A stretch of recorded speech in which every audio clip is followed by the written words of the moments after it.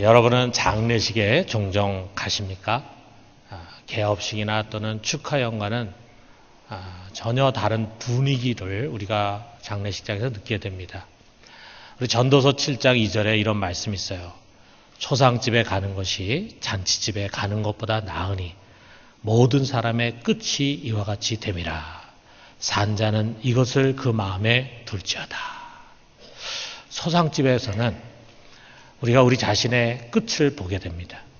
반드시 가게 될 우리들의 종말의 코스입니다. 모든 세계가 다 죽음으로 끝이 나게 돼 있어요. 죽으면 더 이상 호흡하지 않습니다. 생각하지 않습니다. 우리의 세포 하나하나가 죽고 부패해가지고 사라지게 됩니다. 자, 그런데 그 죽음의 휘장 뒤에는 어떠할까? 우리가 궁금하지 않습니까? 예로부터 죽음이라고 하는 것이 참 수수께끼와 같은 것이었어요. 죽음 뒤의 세계를 누가 알 수 있겠습니까? 가본 사람도 없고 또 거기서 다시 돌아온 사람도 없습니다. 공자는 내세에 대한 질문을 받았을 때 이렇게 대답했어요. 살아생전의 일도 다 알지 못하는데 내세를 어찌 알겠는가? 참 진솔하고도 솔직한 대답이었죠. 어떤 사람들은 우리 사람이 죽는 순간에 모든 기억들이 다 소멸이 되고 모든 존재 자체가 다 없어진다 이렇게 말합니다. 진짜 끝이죠. 그러나 무엇으로 그 말을 증명할 수 있겠습니까? 그런가 하면 많은 사람들은 내세를 믿습니다. 죽은 뒤에 세계가 반드시 있다는 거죠. 그러나 어떤 모양일지 우리는 알지 못합니다.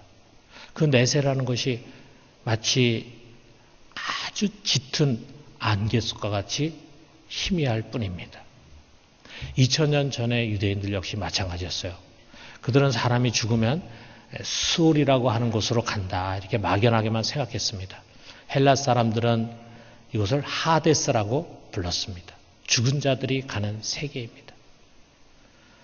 이처럼 죽은 뒤의 세계에 대해서 막연한 만큼 그 죽은 뒤의 세계는 우리가 살아가는 이 세상에서의 삶과는 단절이 되고 의미를 부여하지 못하게 됩니다. 내세가 희미한 사람들은 지금도 마찬가지입니다. 죽은 뒤에 어떻게 될지 모르니까 우리가 여기서 잘 살아야 된다. 잘 산다는 의미는 사람마다 다 다를 수 있겠지만 공통적으로는 염려 없이 고난 없이 평안하게 형통하게 살기를 원하죠. 부귀영화를 누릴 수 있으면 더 좋겠죠. 한 번밖에 없는 인생 아닙니까? 여기서 악착같이 살아서 자신이 원하던 꿈과 목표를 이루고 그리고 성공해서 만족스러운 삶을 살아야 합니다. 자, 이게 내세에 대해서 희미한 우리 인간들이 갖는 보편적인 생각입니다. 자, 그런데 놀라운 일이 일어났어요. 십자가에 못 박혀서 죽으신 예수님이 살아나신 것입니다. 모든 사람들이 분명히 그의 끝을 보았고 또 그를 장사 지냈습니다. 특별히 그가 죽은 것은 그를 따르던 많은 사람들에게 큰 실망과 좌절을 안겨주었어요. 그런데 그는 분명히 죽어서 죽음 저편으로 사라지셨습니다. 그런데 이게 웬일입니까? 그가 죽고 장사 지른 지 사흘 뒤에 그 예수님이 다시 살아서 돌아오신 것입니다. 부활하신 것입니다. 물론 예수님은 그가 죽으시기 전에 그가 사흘 뒤에 부활할 것을 분명히 여러 차례 제자들에게 말씀하셨어요. 그러나 제자들은 들으면서도 전혀 그것을 이해하지도 못했고 그리고 믿을 수도 없었습니다. 그래서 성경은 예수님이 부활했음에도 불구하고 그 부활한 장면을 보고 들었음에도 불구하고 그들이 전혀 믿지 못하는 부정적인 모습을 가감없이 우리에게 전해주고 있어요. 가장 처음에 부활하신 예수님을 만난 마리아, 그리고 그 마리아의 이야기를 듣고 무덤으로 달려갔던 베드로와 요한, 엠마오로 가다가 부활하신 예수님을 만났던 글로버, 그리고 다른 제자들이 다 분명히 예수님 봤다고 분명히 얘기하는데도 불구하고 내 손으로 그 손에 못자국 만지고 그 옆구리에 창자국 만지기 전에 난 죽어도 못 믿어 라고 했던 도마. 우리 성경에 보면 어느 누구도 처음에 예수님의 부활을 믿지 못했습니다. 믿을 수가 없었습니다. 그런 것은 정말 상상할 수 없는 일이었죠. 그렇기 때문에 그들이 부활하신 예수님을 만지고 만나고 이렇게 해서 진짜 부활을 믿게 되었을 때 그 충격은 정말 엄청날 수밖에 없었습니다. 부활하신 주님이 그냥 한두 번 잠깐 나타났다 사라진 것이 아닙니다. 승천하기 전까지 40일 동안 주님은 수많은 사람들에게 나타났어요. 여인들에게도 나타나시고 또 12 제자들에게는 여러 차례 나타나시고 500여 형제에게 일시에 나타나셨다 전하고 있어요. 특별히 제자들과는 담소도 많이 하시고 또 같이 식사도 하셨습니다. 자, 그런데 그분의 몸이 부활하기 이전과는 전혀 다른 몸이었습니다. 나사로도 또 야이로의 딸도 죽은 다음에 살아났지만 그들의 몸은 여전히 다시 죽을 병약한 몸이었어요. 그런데 부활하신 예수님은 그런 것이 아니었습니다. 부활하시기 전에 예수님은 피곤도 느끼고 고통도 느끼고 그런 연약한 몸이었는데 부활하신 이후에 제자들에 나타나신 그 몸은 피곤이나 고통을 전혀 느끼지 않고 죄나 병이나 심지어는 죽음이 결코 무너뜨릴 수 없는 몸, 다시 말해서 다시 죽지 않는 몸이었습니다. 그리고 그 몸은 우리 성경의 표현을 보면은 시간과 공간의 제약을 받지 않고 시공을 초월하는 몸이었어요. 다시 말해서 예수님은 신령한 몸, 즉 영의 몸으로 부활하신 것입니다. 자, 그런데 우리가 중요한 것이 뭐냐면 이와 같은 부활이 예수님에게만 일어나는 것이 아니라는 거죠. 20절에 보니까 이제 그리스도께서 죽은 자 가운데서 다시 살아나사 잠자는 자들의 첫 열매가 되셨도다 그랬어요. 그는 부활의 첫 열매다 라고 말합니다. 여러분, 우리 교회 보면은 주위에 아주 많은 나무들 있죠. 그 중에 목련화가 있는 거 여러분 아시는지 모르겠어요.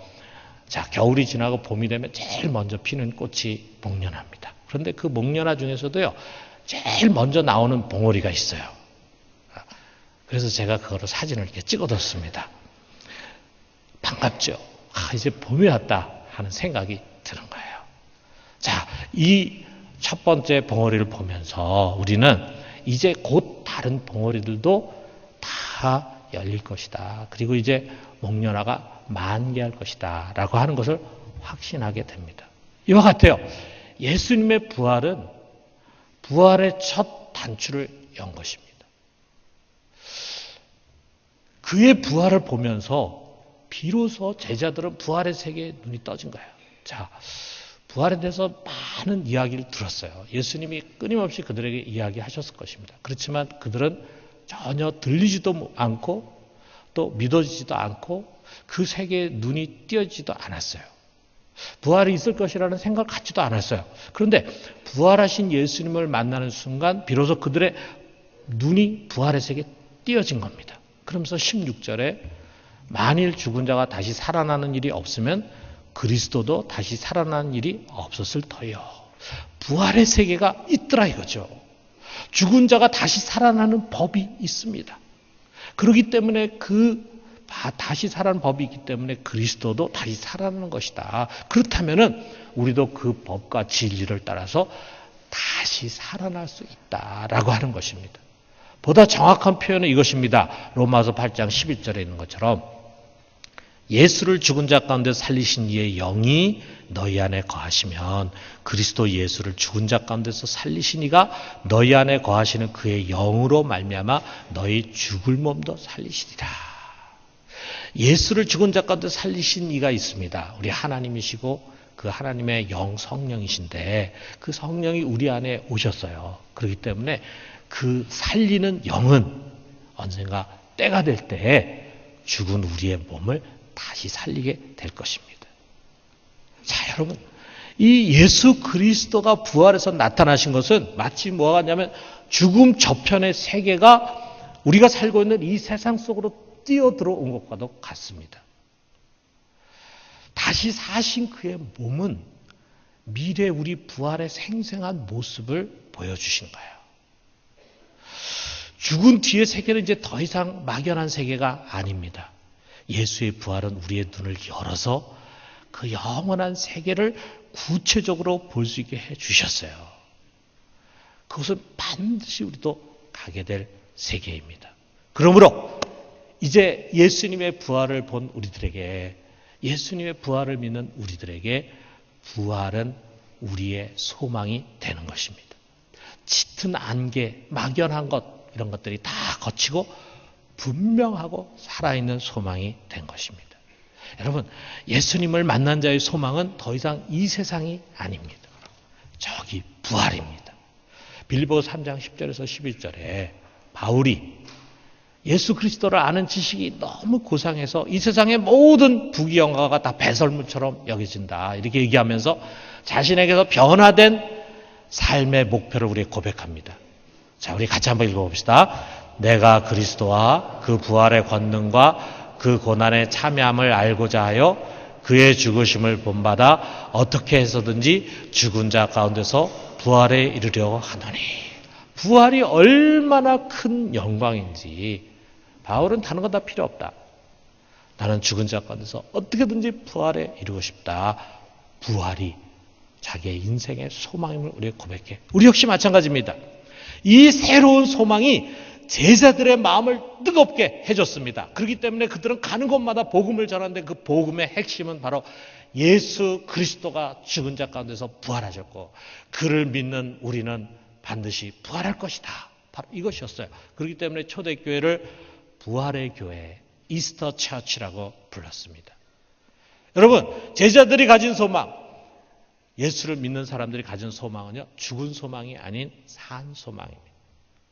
우리는 썩은 동아줄을 붙들고 그것을 소망으로 삼고 사는 사람들이 아니에요.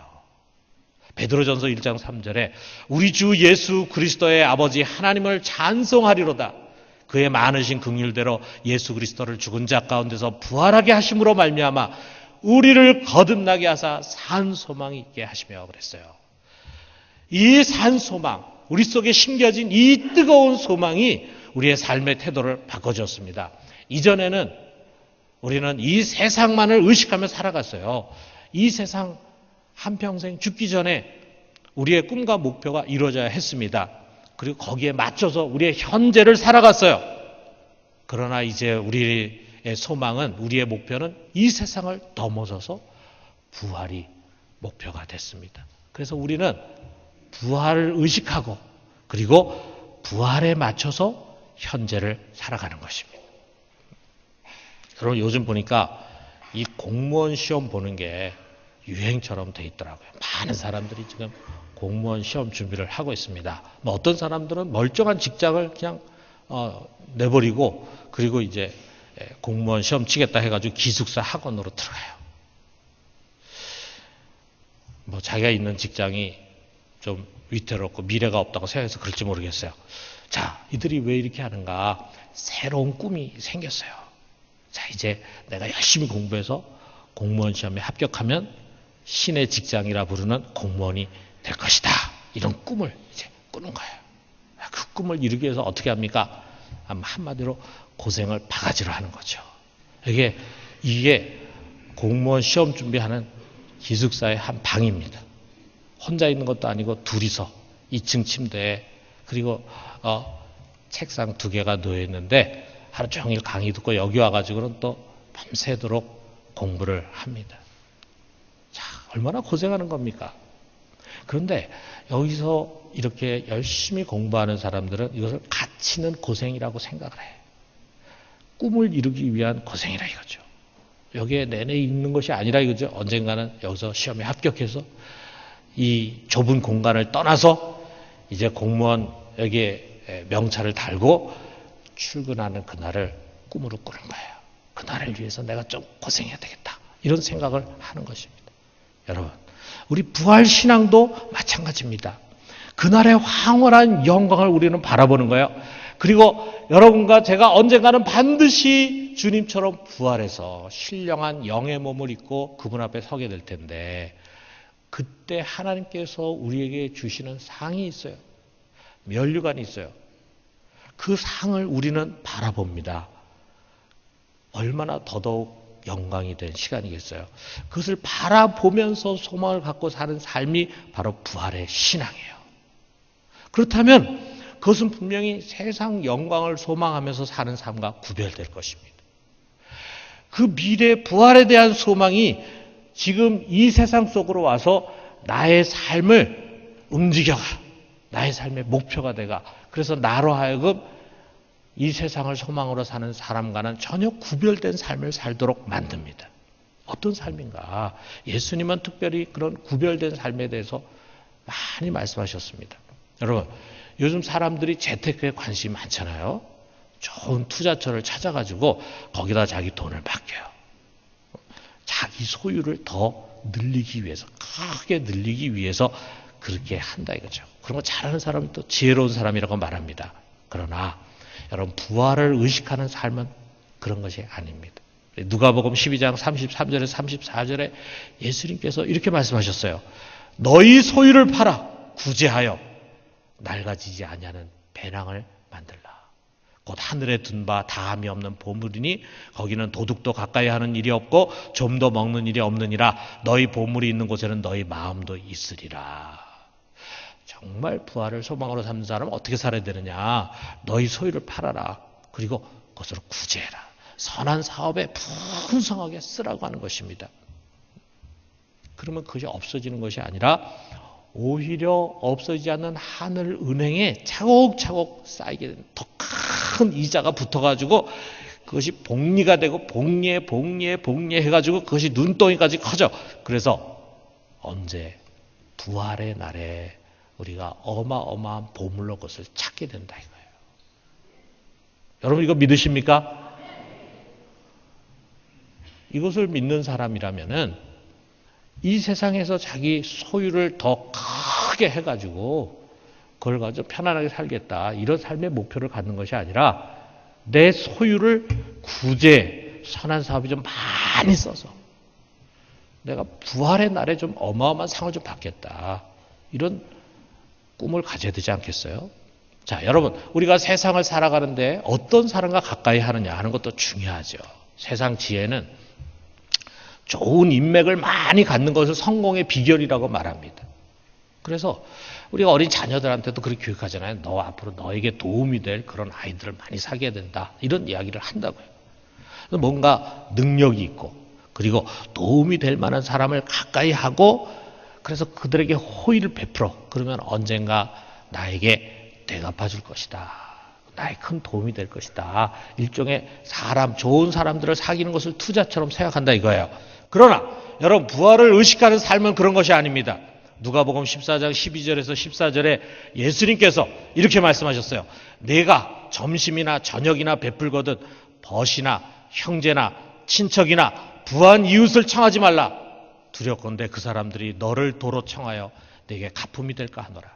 잔치를 베풀거든 차라리 가난한 자들과 몸 불편한 자들과 저는 자들과 맹인들을 청하라.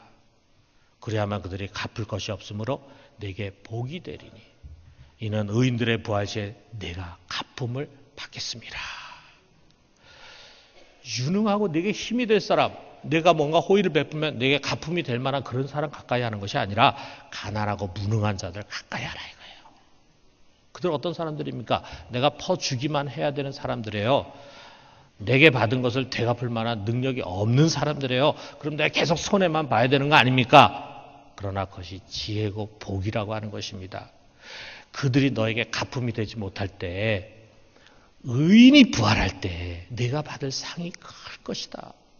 너는 그 상을 바라봐라. 우리가 정말 이런 믿음을 가지고 살아간다면 우리 주위에 어려움을 겪는 사람을 가까이 가고 그러한 자들을 섬기려고 할 것입니다. 세상은 선한 일조차도 그 보상을 기대하면서 행하죠. 마치 학생들이 양로원에 가서 나이 든 할아버지 할머니 목욕도 시켜드리고 머리도 감겨드리고 참 기특하게 열심히 봉사합니다. 왜 그렇게 봉사하는가? 거기서 선행 점수를 받아가지고 대학 입시에 사용하려고 그렇게 한다 이거예요. 정치인들이 선거 때가 되면 고아원에 선물을 잔뜩 가져가가지고 거기서 아주 인자한 모습을 가지고 고아들하고 사진을 찍습니다. 왜? 그것을 가지고 표를 흡수하려고 그런다 이거예요. 이처럼 우리가 이기적인 목적이 선함과 의로움으로 포장이 되고 선함과 의로운 행위를 세상에서 보상받으려고 하는 그런 마음을 갖고 행하는 일들이 부지기 있습니다. 그러나 부활신앙은 그런 것이 아니라 이거죠. 마태복음 6장 3절에서 6절에 주님이 이렇게 말씀하십니다. 너는 구제할 때 오른손이 하는 것을 왼손이 모르게 하여 내 구제함을 은밀하게 하라. 은밀한 중에 보시는 너희 아버지께서 갚으시리라. 너는 기도할 때 내 골방에 들어가 문을 닫고 은밀한 중에 계신 내 아버지께 기도하라. 은밀한 중에 보시는 내 아버지께서 갚으시리라. 여러분, 우리의 선행과 경건과 헌신의 보상을 이 땅에서 받으려고 하지 말라 이거예요. 사람들에게 인정받고 거기에 대해서 포상을 받고 이런 것을 기대하지 말라 이거예요. 그런 거 받으면 우리가 하나님 앞에 가서 받을 상이 없다 이거예요. 우리가 그런 것을 오히려 받지 못하면 우리가 이처럼 수고하고 노력하고 애썼는데 왜 나를 알아주지 못할까? 그런 섭섭함과 억울함이 우리 속에 조금 있을지는 모르지만 그것이 우리에게 복이다. 왜? 부활의 날에 아버지께서 더 좋은 것으로 갚아주신다라고 하는 것입니다. 여러분, 우리는 이 땅에서 너무 잘 살고 너무 큰 명예를 탐해서는 안 됩니다. 그러면 우리가 부활 때 상이 없어요. 누가복음 6장 20절에서 23절에 예수님이 이렇게 말씀하십니다. 너희 가난한 자는 복이 있나니 하나님 나라가 너희 것이며 지금 줄인 자는 복이 있나니 너희가 배부름을 얻을 것이며 지금 우는 자는 복이 있나니 너희가 웃을 것이며 인자로 말미암아 사람들이 너희를 미워하고 멀리하고 욕하고 너희 이름을 악하다 하여 버릴 때는 너희에게 복이 있도다. 그날에 기뻐하고 뛰놀라 하늘에서 너희 상이 큼이라. 우리가 예수의 증인이 되기 위해서 때로 세상에서 미움도 받고 때로 부끄러움도 당하고 때로는 버림받고 소외당하는 일을 만날 때 속상해하지 말라 이거예요. 슬퍼하지 말라. 그것은 불행한 일이 아니다. 오히려 복이 되는 것이다. 우리가 세상에서 이처럼 어려움을 당할 때 하나님 그것을 다 기록하시고 기억하시고 그리고 부활하는 날 하늘의 큰 상으로 주실 것을 약속하십니다. 그러므로 여러분 오직 부활을 소망하는 사람은 이런 사람이에요. 여기 19절에 있는 것처럼 만일 그리스도 안에서 우리가 바라는 것이 다만 이 세상의 삶뿐이면 모든 사람 가운데 우리가 더욱 불행한 자이리라. 만약에 우리가 부활이 있다고 생각하고 부활의 상을 바라보면서 이렇게 손해보면서 세상을 살았는데 만일 부활이 없다면 그래서 그냥 이 세상의 삶으로 끝이라면 우리는 이 세상에서 가장 불행하게 산 사람이다 라고 하는 평을 받아야 된다 이거예요. 부활이 없는데도 그리고 세상의 삶으로 끝인데도 불구하고 난 손해볼 거 없어. 난 세상에서 누릴 거 다 누리고 얻을 거 다 얻고 살았으니까 난 아무 문제 없어 라고 살아가는 사람은 그 사람은 부활 신앙의 삶을 산 것이 아닙니다. 진정한 부활 신앙의 삶을 산 사람은 만약에 부활이 없다면 이 세상에서 가장 불행하게 불쌍하게 산 사람이다 라고 하는 평을 들을 수 있는 사람이어야 합니다. 사랑하는 성도 여러분, 우리 주 예수 그리스도가 부활하심을 믿으십니까? 예수 그리스도를 믿는 자 우리는 반드시 부활할 것을 믿으십니까? 그렇다면 우리가 부활신앙을 갖고 있다면 여러분 부활을 의식하면서 살아갑시다. 우리에겐 부활의 산 소망이 있습니다. 우리 썩은 동아줄을 붙잡고 사는 사람과 우리가 똑같이 살아간다면 우리가 무슨 부활을 믿는 사람들입니까? 우리가 자기 이익을 위해서 진흙탕수에 싸우듯이 이전투구하며 살아가는 사람이라면 우리가 무슨 다음 세대 소망을 가지고 살아가는 사람입니까? 우리가 진정 부활의 소망을 가지고 살아간다면 우리는 예수님께서 우리에게 이처럼 살아라라고 하신 그 자취를 쫓아서 살아갈 것입니다. 여러분, 이 세상은 진정 부활을 믿는 사람으로 인하여 변화됩니다. 부활을 소망하는 것이 이 세상에 대해서 무관심하고 무책임해지는 거 아닙니다. 오히려 세속에 물들지 않고 세상과 구별돼서 살아가는 사람들이 세상을 변화시키는 힘이 있습니다. 여러분, 이 세상을 진정으로 바꾸는 힘은 정치나 경제나 군대에 있는 것이 아니에요. 이기심이 없고 욕심에 오염되지 않는 순수한 사랑과 섬김이 세상을 변혁시킵니다. 누가 그것을 할 수 있습니까? 이 땅에 소망을 둔 것이 아니라 부활의 소망을 가진 사람들이 그렇게 살 수 있어요. 여러분, 세상에서 고난받는 것을 두려워하지 않는 사람만이 정의를 말할 수 있습니다. 죽음을 두려워하지 않는 사람이 온갖 협박과 위협 앞에서도 타협하지 않고 진실을 끝까지 고집하게 됩니다. 그가 누굽니까? 이 세상에 안일과 영광에 마음을 두지 않는 사람, 부활을 믿는 사람입니다. 그러므로 여러분, 진정한 부활신앙은 세상을 변화시키는 강력한 힘이 있어요. 오늘 우리가 부활절이지만 우리 한국교회에 수많은 그리스도인들이 있지만 우리 한국 사회가 더 발전하지 못하고 이런 수많은 문제를 안고 있는 이유는 무엇이겠습니까? 우리가 부활절에 큰 행사를 가지고 예수님의 부활을 찬양하고 예수님 부활을 믿는다고 하지만 부활 신앙을 갖고 세상을 살아가지 않기 때문입니다. 열어보면은 사실 부활을 믿지 않고 있어요. 부활에 관심이 없어요. 세상의 삶에 관심이 있어요. 그리고 죽은 다음에나 부활을 생각하는 그런 마음을 가지고 살아가는 사람들이 너무도 많습니다.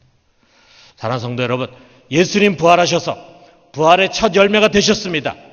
그를 따라 우리도 부활할 것입니다.